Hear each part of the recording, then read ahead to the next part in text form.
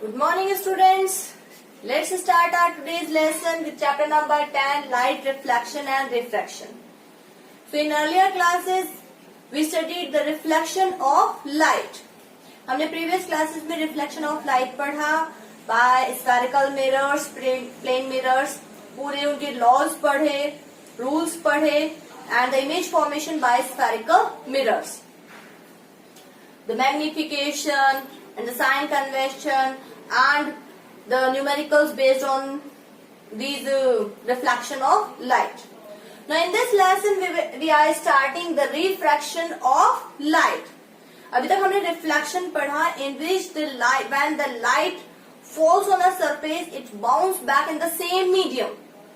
जब light किसी surface पे पड़ती है तो वो उसी medium में क्या कर जाती है, bounce back हो जाती है. But what is refraction? Means we know that the light travels in a straight line. If the medium is homogeneous, जो लाइट है वो स्ट्रेट लाइन में मूव करती रहती है अगर हमारा जो भी एनवायरमेंट है, जो भी हमारी सराउंडिंग्स है, जो मीडियम है वो होमोजीनस है, means it has same density throughout. उसकी सेम डेंसिटी है, इसलिए जो लाइट है it will move in a straight line. But what happens when the light moves from one medium to another transparent medium of different density.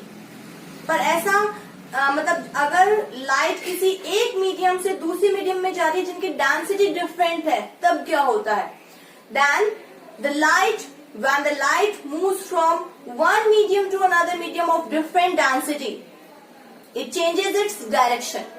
वो straight line में move न करके वो अपनी डायरेक्शन को चेंज कर लेते हैं on the boundary of the two different media. और ये कहाँ होता है? सिर्फ जहां पे दो डिफरेंट मीडिया की जो सेपरेशन लाइन है, जो बाउंड्री है, सिर्फ वहीं पे क्या होता है, रिफ्रैक्शन की प्रोसेस होती है. वहीं पे वो अपनी डायरेक्शन को क्या करती है, चेंज करती है. So we can define the refraction that the change in direction of light when it passes from one medium to another obliquely.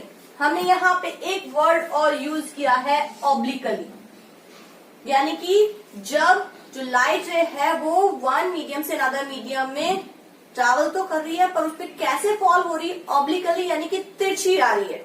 और ये हम अभी बताएंगे आपको कि हमने यहाँ पे obliquely वर्ड क्यों यूज किया है, क्योंकि इसका बहुत इंपॉर्टेंस है कि ऑब्लिकली होने पर ही वो क्या होगी, अपनी डायरेक्शन को चेंज करेगी.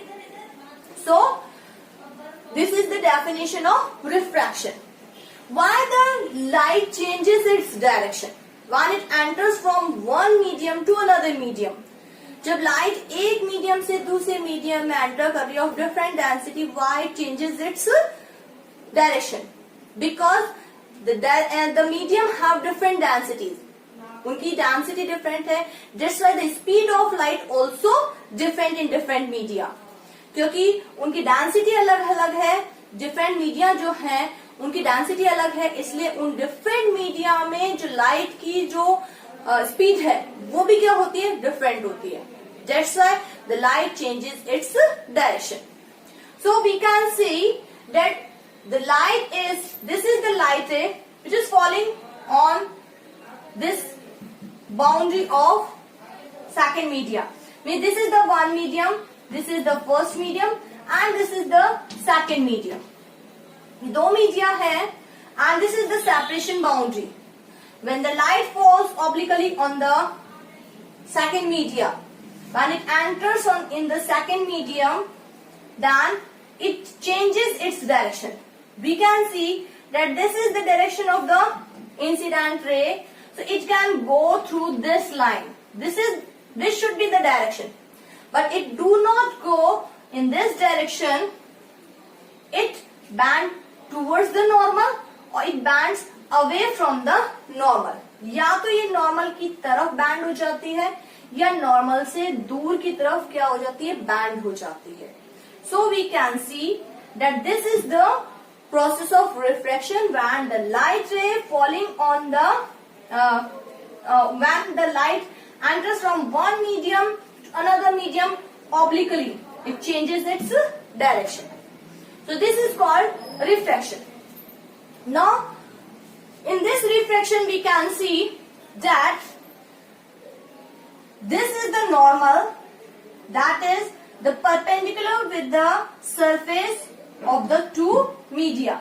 ये boundary है, this is the boundary of the two different media and this is the perpendicular with this boundary. So this is the normal. So as we know, this is the angle of incidence, the angle between the incident ray and the normal. So this is the angle of incidence and the angle between the refracted ray and the normal. So this is the angle of refraction. तो हम ये तो अच्छी तरह जानते हैं कि angle of incidence कौन सा होता है और एंगल ऑफ रिफ्रैक्शन क्या होता है.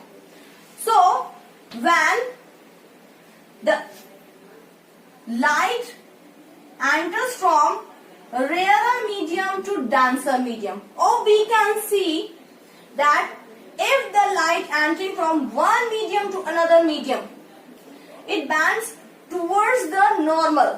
अगर कोई लाइट एंटर कर रही है वन मीडियम से सेकंड मीडियम में और वो कहाँ बैंड कर रही है, देखिए ये वाली रे थी और उसको इस तरीके से जाना चाहिए था, पर ये ऐसे नहीं गई, ये क्या हो गई, इधर बैंड कर गई है. This is the refracted ray, this is the refracted ray. So we can see that this is the incident ray and it bends towards the normal. So we can say that if the light bends towards the normal, the second media is said to be denser than the first media. तो हम ये कहेंगे कि जो second medium है वो denser medium है comparatively to the first medium. According to that we can see this is the incident ray, ये इंसिडेंट रे है, इसको इस तरीके से सीधा जाना चाहिए था, but it bands away from the normal. ये यहाँ पे इस वाले जो भी एग्जाम्पल है इसमें ये यो न जाके इस नॉर्मल से दूर चली गई है. So we can say that if the light ray bends away from the normal, then the medium is said to be rarer than the first medium. तब हम ये कहेंगे कि अगर लाइट रे जो है वो नॉर्मल से दूर चली गई है तो हम ये कहेंगे कि ये जो मीडियम है वो रेयर मीडियम है comparative to the first medium, यानी कि इसको हम कहेंगे रेयर और फर्स्ट मीडियम को कहेंगे डेंसर. ऐसा ही हमने इसमें किया था कि अगर ये लाइट रे टूवर्ड्स द नॉर्मल बैंड हो रही है तो हमने ये कहा कि ये जो मीडियम है अगर वो बैंड हो रही है टूवर्ड्स द नॉर्मल तो ये जो मीडियम है वो डेंसर कहा जाएगा और जो फर्स्ट मीडियम है वो रेयरर कहा जाएगा. So we can see the in the refraction the light ray can bend towards the normal और अवे फ्रॉम द नॉर्मल, या तो नॉर्मल की तरफ बैंड हो जाती है या उससे अवे हो जाती है. सो this is about the refraction. इसको हमने देखा कि ये क्या है, रिफ्रैक्शन है, और इसके अकॉर्डिंग हमने क्या किया कि डेंसर और रेयर मीडियम को डिफाइन किया है. अब हमने ये बताया था कि हमने यहाँ पे एक वर्ड यूज किया है ऑब्लिकली. ऑब्लिकली क्यों वर्ड यूज किया है, because if the light ray falls, or we can say that when the light ray enters from one medium to another medium perpendicularly, अगर लाइट रे एक मीडियम से दूसरे मीडियम में एंटर कर रही है but perpendicularly to the surface or the boundary of the two media, अगर इस बाउंड्री से वो परपेंडिकुलरली एंटर कर रही है, it will not suffer refraction, it will not bend and it will go straight without any bending. अगर ये perpendicular जा रही है तो ये सीधी ही निकल जाएगी without any bending, so there will be no refraction.